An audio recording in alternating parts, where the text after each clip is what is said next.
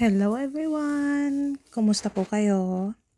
For today's video ay pupunta kami sa Christmas party ng Sana. So ang Sana ay isang non-government organization na tumutulong sa mga new arrivals or immigrants. Every year ay meron silang Christmas party. May mga pa-raffle, mga pa-games at mga gifts sa mga bata. At syempre, hindi mawawala ang mga pagkain. At libre lang din po yon. At ang venue nila ngayon ay dito lang sa Louisville, Quebec. So, let's go!